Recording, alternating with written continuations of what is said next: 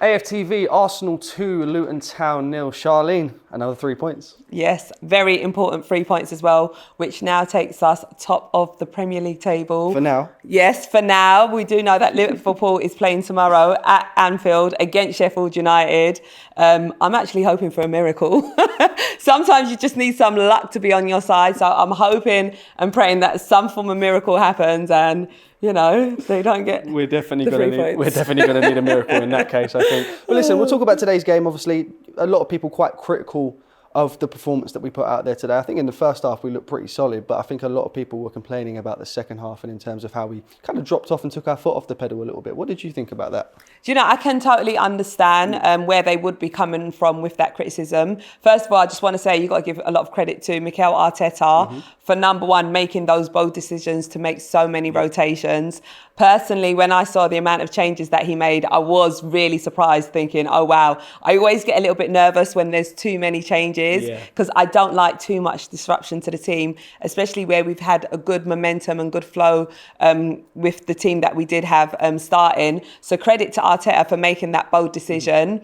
And credit to the team as well. You know, we've had players who haven't played minutes for ages, who's had to go out there at the Emirates and put out a good performance. We managed to get 3 points. We managed to score 2 goals. And we didn't concede any. So, you know, you've got to give credit where credit is due.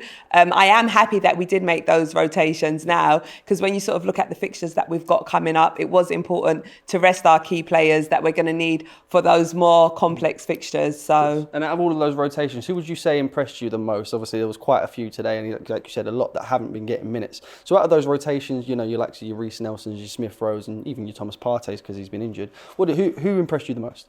Do you know, you've got to give it to Smith Rowe. 100%. He got man of the match as well, which was well deserved. He was involved with both of the goals that we scored. Scored. Exactly, he should have got on the score sheet himself. So big credit to Smith Rowe, especially where he is a type of player who plays on confidence. And where he hasn't been getting the minutes, he's had to come in today, start the game and put in a shift, which he done really well. So he's the one who really stood out for me. Absolutely. And do you see this level of rotation happening at any point else during this season, or do you think Mikel's looked at this game as one of the lesser fixtures in the run-in and thought, yeah, this is the time to make these changes? If I'm completely honest, I can't really see him making these sorts of changes, you know, going forward. We've got Brighton, we've still got to play Man U, we've still got to play, you know, Chelsea, Tottenham. So we have got some pretty complex fixtures. So I can't see him making this sort of rotation. He may throw in a few different players here and there, change things up. I think he's always going to want to try and keep it fresh in some way, just so that we're not too predictable. But I don't think there'll be any changes as bold as they were today. I sure hope not. My heart can't take that, especially with the games that we've got coming up. Brighton away next, and then the big one in the Champions League. We've not been there for a while against Bayern Munich. How confident are you going into these games? Do you know what? This team does fill me with a lot of confidence, especially, you know, since we've come back from that Dubai break where we've just literally been turning teams over. We do manage to get results. And if you sort of look at our stats since we've come back from that Dubai break, we've only drawn one game, we've won all the rest. We've been scoring goals, we're conceding less. We just got to know our stuff. We just got to keep that belief. I think our mentality plays a key part in these upcoming fixtures. Don't let, you know, any pressure get to us.